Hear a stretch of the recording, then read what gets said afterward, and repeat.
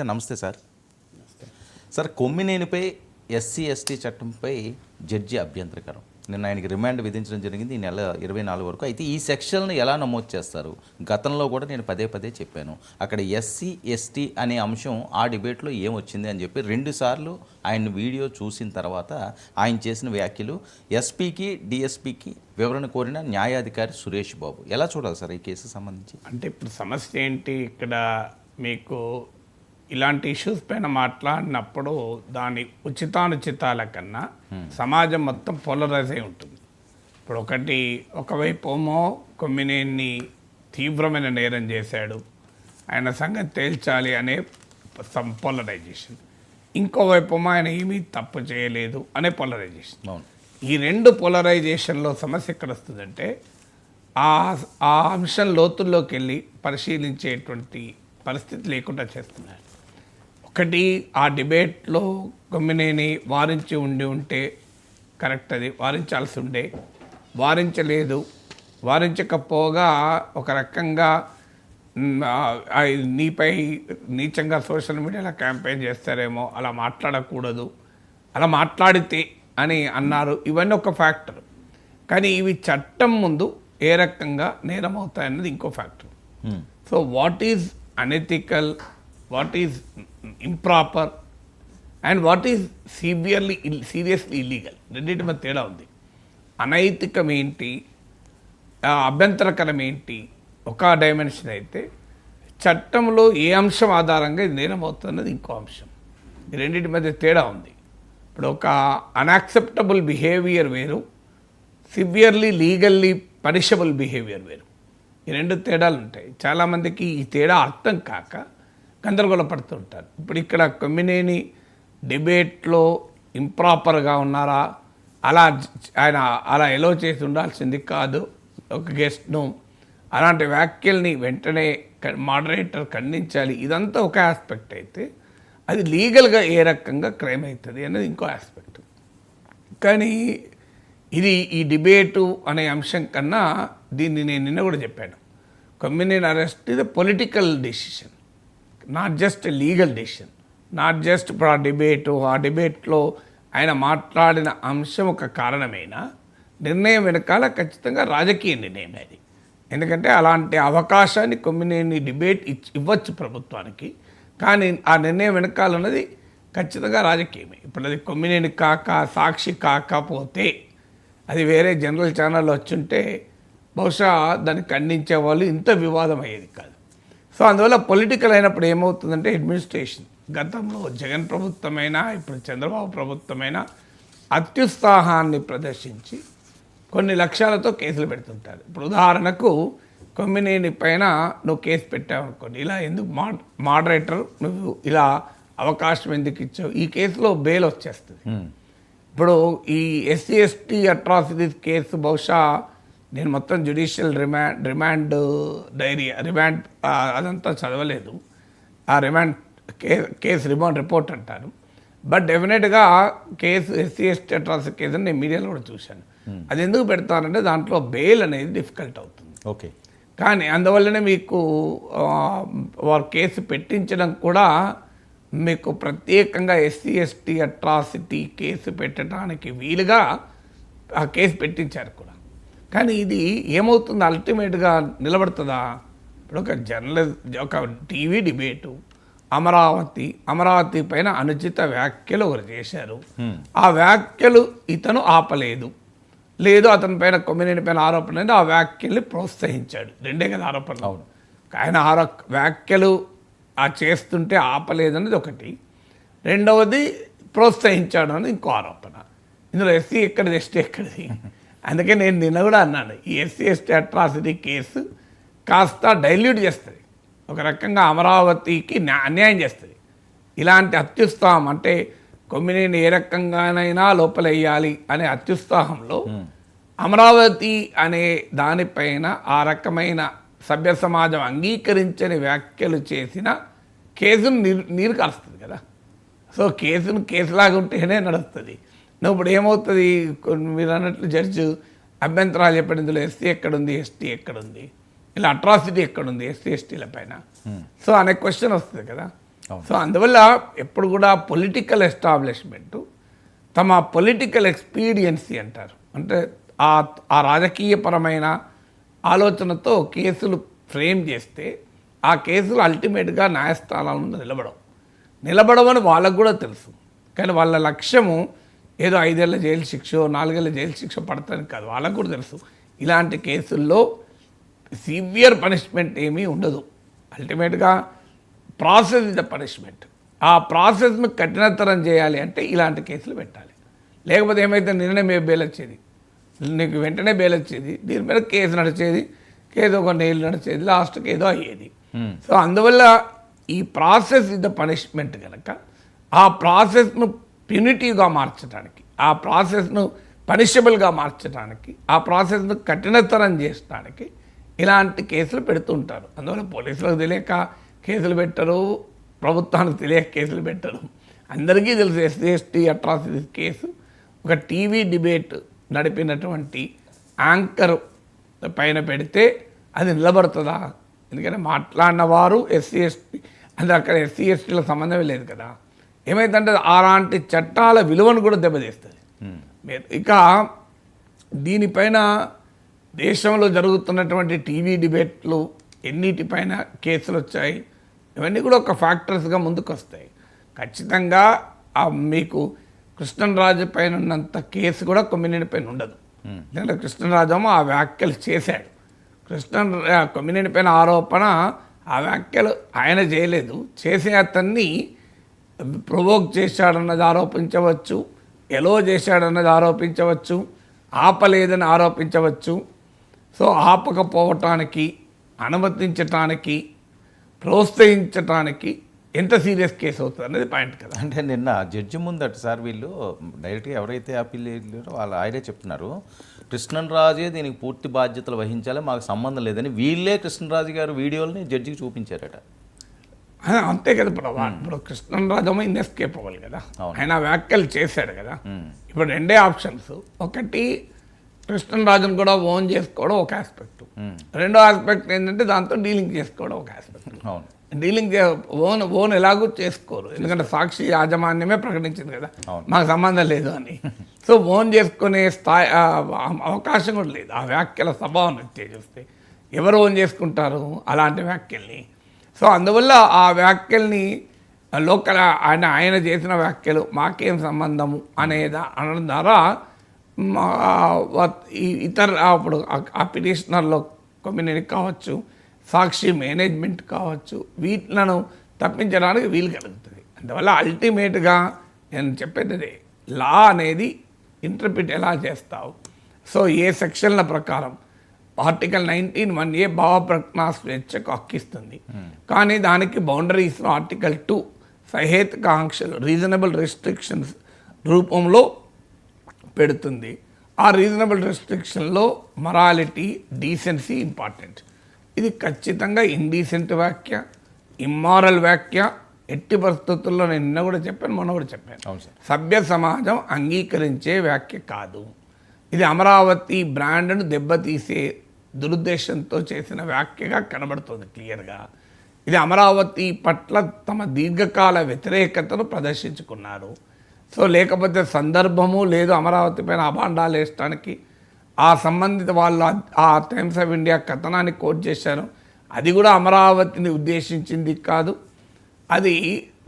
అదొక public health report, ఒక సమాజంలో ఉన్నటువంటి ఒక దురవస్థను పరిష్కరించాలని జరిపిన అధ్యయనాన్ని కాస్త ఒక అమరావతిని టార్గెట్ చేస్తానికి వాడితే ఇట్ బికమ్ మీనింగ్లెస్ కదా. ఇప్పుడు భారతదేశంలో కూడా హై ఎయిర్స్ ప్రివేలెన్స్ ఉంది అని రాశారు. అందులో భారతదేశం మొత్తాన్ని మనం అంటాం అట్లా. కర్ణాటకలో సివియర్గా ఉంది అన్నారు, అంటే బెంగళూరు అంటామా? అందువల్ల ఏ రకంగా ఆలోచించినా ఆశ్చర్యాన్ని కలిగించేది. నిజంగా ఈ రకమైన వ్యాఖ్యలు కూడా చేయడం ఏంటి? ఎజెండాలు, పొలిటికల్ ఎజెండాలు టీవీలో ఉన్నమాట నిజం, కానీ పొలిటికల్ ఎజెండా హద్దులు దాటి, సరిహద్దులు దాటి, పరిధులు దాటి ఆ పొలిటికల్ ఎజెండా ఒక వికృత రూపంలో ప్రదర్శించబడడం ఏంటి అనేది క్వశ్చన్ డెఫినెట్గా వస్తుంది. అందువల్ల మళ్ళీ చెప్పేది, ఆ డిబేట్లో అమరావతిపై చేసిన వ్యాఖ్యల్ని తీవ్రంగా ఖండించాల్సిందే, వ్యతిరేకించాల్సిందే. దానిపైన ఎలాంటి అనుమానము సందేహము అవసరం లేదు. పోతే అది లీగల్గా ఏ రకంగా క్రైమ్గా ఎస్టాబ్లిష్ అవుతుంది. అది కూడా A1 పైన ఎలా establish, A1 Krishnaraju guest, A2 Kommineni Srinivasa Rao anchor, A3 Sakshi యాజమాన్యం. ఈ ముగ్గురికి ఎలా ఆ కేసు అప్లికేబుల్ అవుతుంది. నా అంచనా సాక్షి యాజమాన్యానికి ఏ రకంగా మాకేం సంబంధం అని వాళ్ళు ఇప్పటికే చెప్తున్నారు. మేము ప్రతి టీవీ డిబేట్ను మేమే డిసైడ్ చేస్తామా, లైవ్ టెలికాస్ట్లను మేమెట్లా నియంత్రిస్తామంటున్నారు. సో అది బహుశా కోర్టులో నిలబడే వాదనే. కానీ సమాజం ముందు నిలబడని వాదన ఏంటంటే మాకేం సంబంధం అని. సమాజంలో నిలబడాల్సిన ఎందుకు నిలబడదు? కోర్టులో నిలబడడం వేరు. చట్టం ముందు సాక్షి యాజమాన్యం తప్పించుకునే స్కోప్ ఉంది, డౌట్ లేదు. కానీ సమాజం ముందు వచ్చే వరకు ఏమవుతుంది అంటే ఈ అమరావతి పైన కొన్నేళ్లుగా జరిపినటువంటి చర్చల కాంటెక్స్ట్లో దీన్ని చూస్తారు. రెండవది రెస్పాండ్ అయిన తీరు. పత్రికలో టీవీలో వార్త వేశారు, కానీ గ్రావిటీ ఆఫ్ ద ప్రాబ్లం రీత్యా సాక్షి ఓనరే స్క్రీన్ పైకి వచ్చి దీన్ని మేము అంగీకరిస్తలేము, ఎట్టి పరిస్థితుల్లో దీన్ని సమర్థించము, ఇది లైవ్ టెలికాస్ట్లో ఒక గెస్ట్ చేసిన వ్యాఖ్యలు, దీనికి మా ఛానల్కు సంబంధం లేకపోయినా యాజమాన్యానికి, బట్ యాజమాన్యం నైతిక బాధ్యత తీసుకుంటుంది, దీనిపైన ఎలాంటి షరతులు లేకుండా బేషరతుగా మేము క్షమాపణ చెప్తున్నాం, నైతిక బాధ్యత తీసుకొని ఈ గెస్ట్ పైన మేము ఇంకో 6 నెలల పాటో ఏడాది పాటో నిషేధం విధిస్తున్నాం, ఇంకో యాంకర్ పైన మేము ఇంకొక ఈ రకమైన మేము ఆ చర్యలు తీసుకున్నాం అని ఏదైనా ఒక స్టేట్మెంట్ ఇచ్చుంటే సమాజం ముందు నిలబడేది. చట్టం ముందు నిలబడి వేరు, సమాజం ముందు నిలబడి వేరు. కొన్ని అంశాలు చట్టం నేరస్తులుగా నిన్ను పరిగణించకపోయినా సమాజం ముందు పర్సెప్షన్ ఏం క్రియేట్ అవుతుంది అన్నది కూడా క్లియర్ కదా. కొన్నిసార్లు చట్టం నేరస్తులుగా చెప్పినా సమాజం ముందు అది నేరం కాకపోవచ్చు, ఇల్లీగల్ అండ్ అన్జస్టిఫైడ్. సో అందువల్ల డెఫినెట్గా ఈ కేసులో అల్టిమేట్గా మెరిట్ ఆఫ్ ద కేస్ అనేది ఏ సెక్షన్లు పెట్టారు, ఆ సెక్షన్లు వర్తిస్తాయా లేదా, ఆ సెక్షన్ల వెనకాల ఉన్న ఉద్దేశం ఏంటి, ఇవన్నీ కూడా వస్తాయి కదా. సో అందువల్ల ఇప్పుడు ఎమోషనల్ ఫైట్ కాదు, it is a legal fight. Emotional fight చాలా సులభం. లీగల్ ఫైట్ అనే వరకు చట్టానికి ఉన్న ఇంటర్ప్రిటేషను, కోర్టు తీర్పులు, గత ప్రెసిడెంట్లు ఇవన్నీ వస్తాయి కదా. ఈ అంశాలను కూడా జడ్జి గారు మాట్లాడింది నిన్న కొమ్మినేని గారితో. ఇది కేఎస్ఆర్ లైవ్ షో అని చెప్పి మీ పేరు మీదే నడుస్తున్న లైవ్ షో, దాని కర్త కర్మక్రియ మీరు ఇందులో భాగస్వాములు కాదు, ఎవరో ఏదో చెప్పారంటే ఎలాగవుతుంది, మీరే కదా గెస్ట్ని పిలిచింది, మీరే మాట్లాడిందని కూడా ప్రశ్న వేశారట సార్. అంటే ఇప్పుడు జడ్జిలు వేసిన ప్రతి ప్రశ్న తీర్పు కాదు, జడ్జిలు చేసే ప్రతి వ్యాఖ్య తీర్పు కాదు. ఇప్పుడు విచారణ ప్రక్రియలో జడ్జి ప్రశ్నలు వేస్తుంటారు, ప్రశ్నలు వేయడము వ్యాఖ్యలు చేయడమే తీర్పుల కిందకి మనం పరిగణించలేము. ఓకే, ఎందుకు ప్రశ్నలు వేస్తారు అంటే మరి ఆ ప్రశ్నలు వేయడం ద్వారానే కదా కేసు విచారణ కొనసాగేది. అందువల్ల లాయర్లను కూడా జడ్జిలు ప్రశ్నిస్తూ ఉంటారు. ఇప్పుడు మీరు నన్ను ప్రశ్నిస్తున్నారు, మీ అభిప్రాయం చెప్పడానికి ప్రశ్నించడం లేదు కదా, నా అభిప్రాయం చెప్పించడానికి ప్రశ్నిస్తున్నారు. సో అందువల్ల కోర్టు విచారణ ప్రక్రియలో చాలాసార్లు ప్రజలు, ప్రేక్షకులు, పాఠకులు కూడా మిస్టేక్ అయ్యేది అక్కడే. కోర్టు విచారణ క్రమంలో చేసిన వ్యాఖ్యల్ని, కోర్టు విచారణ సమయంలో పిటిషనర్ను కావచ్చు, అక్యూజ్ నిందితుడిని కావచ్చు, వాళ్ళ తరఫున లాయర్లను కావచ్చు, జడ్జిలు విచారణ సహకరించేది విచారణ ప్రక్రియలో భాగంగా ప్రశ్నిస్తూ ఉంటారు. ఆ ప్రశ్నించిన జడ్జిల ఒపీనియన్గా మనం జడ్జిమెంట్గా భావించకూడదు. అందువల్ల అల్టిమేట్గా తీర్పు ఏమొస్తుంది అనేది చూడాలి. సో తీర్పు మళ్ళీ డెఫినెట్గా అపీల్ కూడా ఉంటుంది. ఇలాంటి కేసుల్లో ఏమవుతుంది అంటే ప్రాసెస్, నేను ఇంతకుముందు చెప్పినట్టు process is the punishment. Rahul, మీకు చాలా మన డిఫెమేటరీ కేసులు చూసాము, అభ్యంతరకరమైన వ్యాఖ్యలు చూసాము. అందువల్ల మళ్ళీ చెప్పేది ఆ వ్యాఖ్య అనుచితమే, కానీ చట్టం ఏ రకమైన శిక్ష వేస్తుంది అనేదే క్వశ్చన్ కదా. సో చట్టం ఏ శిక్ష వేస్తుంది అన్నప్పుడు మీకు ఆ నేరం యొక్క తీవ్రత ఏంటి, ఏ చట్టం కింద అది నేరం అవుతుంది, వీళ్ళు పెట్టిన సెక్షన్స్ వ్యాలిడ్ అవుతాయా లేవా. ఇప్పుడు SC ST అట్రాసిటీ కేసు లాంటివి పెడితే మొత్తం పక్క పోయే ప్రమాదం కూడా ఉంటుంది. సో అందువల్ల కేసు పెట్టిన వారు ఏ దురుద్దేశంతో పెట్టారన్న ప్రత్యర్థుల వాదనకు బలం చేకూరుతాయి కదా.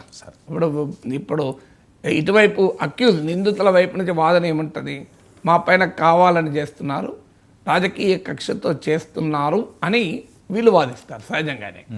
సో రాజకీయ కక్షతో చేస్తున్నారు అన్న వాదనకు ఇర్రెలవెంట్ సెక్షన్స్ పెడితే ఆ వాదన బలపడుతుంది. వీళ్ళకి అర్థమైతే లేదు. ఇర్రెలవెంట్ సెక్షన్లలో వాదన బలపడుతుంది కదా. ఇప్పుడు జడ్జి అడిగాడంటే దీంట్లో ఎస్సీ ఎస్టీ ఎక్కడ ఈ డిబేట్లో అని. ఇకపోతే యాంకరు ఒక యాంకర్ రోల్ ఏంటి, ఇవన్నీ కూడా చర్చకు వస్తుంది. వాట్ కెన్ యాంకర్ డూ, ఒక లైవ్ టెలికాస్ట్ యొక్క స్వభావం ఏంటి. సో ఒక లైవ్ టెలికాస్ట్లో ఒక గెస్ట్ను యాంకర్ ఎలా డీల్ చేయాలి, దీనికి ఏమైనా లీగల్ ప్రిన్సిపల్స్ లేవు కదా. సో అందువల్ల లా, మళ్ళీ చెప్పేది లా అండ్ జస్టిస్ రీత్యా చూస్తే ఈ వ్యాఖ్యలు అన్యాయమే, అనుమానమే లేదు. ఈ వ్యాఖ్యలు ఖచ్చితంగా ఖండించాల్సింది. లా రీత్యా చూస్తే ఏమవుతుంది అనేది క్వశ్చన్. అందుకే దాన్ని లా అండ్ జస్టిస్ అంటారు. అమరావతికి జస్టిస్ రావాల్సిందే, కానీ లా ఏ రకంగా ఇంటర్ప్రిట్ అవుతుంది, ఏ లా ఏ రకంగా అప్లై అవుతుంది. చాలామంది లాను కూడా తమ ఎమోషన్స్ నుంచి చూస్తుంటారు, అంటే తమ భావోద్వేగాల నుంచి చూస్తుంటారు. ఇప్పుడు ఉదాహరణకు అమరావతి పైన ఈ వ్యాఖ్యల వల్ల నాలాంటి వాళ్ళు మీలాంటి వాళ్ళమే బాధపడుతున్నాం. ఇదేం వ్యాఖ్యలు, ఇంత దిగజారిన వ్యాఖ్యలు ఏంటి అమరావతి పైన అని మనకే బాధేస్తుంది. సహజంగానే అమరావతిలో ఉండే ప్రజలు, అమరావతి రాజధానిని కాపాడుకోవటానికి 5 ఏళ్ళుగా పోరాడిన ప్రజలు, అమరావతితో భావోద్వేగ సంబంధం ఉన్నటువంటి అక్కడి ప్రజలు చాలా ఎక్కువ బాధపడతారు కదా. సో ఇప్పుడు నా ఊరిని, మీ ఊరు, మన ఊరినో మన ప్రాంతాన్ని అంటే ఎవరైనా బాధపడతాం కదా. జనరల్గా ఎక్కడ ఏ ప్రాంతానైనా ఏ ఊరినైనా బాధపడతాం, కానీ మన ఊరిని మన ప్రాంతాన్ని వరకు ఇంకెక్కువ బాధపడతాం. సో వారు బాధపడడంలో ఆశ్చర్యమేం లేదు, వాళ్ళు కోరుకోవడం కూడా తప్పేమీ కాదు. ఇంత దారుణమైన వ్యాఖ్యలు చేసిన వారిని శిక్షించాలి అని. కానీ ఆ ఎమోషన్స్ ఆధారంగా చట్టాన్ని ఇంటర్ప్రిట్ చేయలేము. మన భావావేశాలు, భావోద్వేగాలు ఉంటాయి. ఇప్పుడు చాలా సందర్భాల్లో తీవ్రమైన నేరాలు జరిగినప్పుడు, అత్యాచారాలు జరిగినప్పుడు అని చంపేయాలి, నరికి పడేయాలి, ఆ నడి రోడ్డు పైన ముక్కలు ముక్కలుగా నరకాలి అనే ఎమోషన్ ఉంటుంది. కానీ చట్టం ముక్కలు ముక్కలుగా నరకడాన్ని అనుమతించదు కదా. చట్టం ఆ రకమైన ఆటవిక నేరానికైనా ఆటవిక శిక్షణ చట్టం ఒప్పుకోదు. చట్టము అనాగరికమైన నేరానికి కూడా అనాగరికమైన శిక్ష చట్టం ఒప్పుకోదు. అందువల్ల ఇక్కడ రిలవెంట్ సెక్షన్స్ పెట్టకపోతే ఆ కేసుకున్న విలువే దెబ్బతినే ప్రమాదం ఉంటుంది. అంటే ఈ తొందరపాటుతో, అంటే ఎట్టి పరిస్థితుల్లో కొమ్మినేని పైన కేసు గట్టినతరం చేయాలి ప్రాసెస్ అనే లక్ష్యం ఏదైతుందో, అసలు కేసుకు కన్నా కూడా లక్ష్యం డామినేట్ చేసినప్పుడు ఏమవుతుందంటే ఇలా ఇర్రెలవెంట్ సెక్షన్స్ పెడుతూ ఉంటారు. ఇర్రెలవెంట్ సెక్షన్ పెట్టినప్పుడు ప్రాసెస్ కఠినతరం అవుతుంది, బెయిల్ తొందరగా రాదు, కానీ అల్టిమేట్గా కేసు నిలబడదు, కేసు నిర్వీర్యమవుతుంది కదా. అందువల్ల కేసు చట్టరీత్యా ఏ నేరమో ఆ చట్టం ప్రకారమే సెక్షన్ల ప్రకారం పెట్టాలి. ఏ సెక్షన్ల ప్రకారం అది నేరం అవుతుందో ఆ సెక్షన్లే పెట్టాలి. కానీ ఆ నేరం దాన్ని తీవ్రతరం చేయాలి, కఠినతరం చేయాలి అని నువ్వు కేసులు కఠినతరం చేస్తే సరిపోదు కదా. నేరానికి అప్లికేబుల్ సెక్షన్స్ పెట్టాలి తప్ప నువ్వు కోరుకున్న శిక్షకు అప్లికేబుల్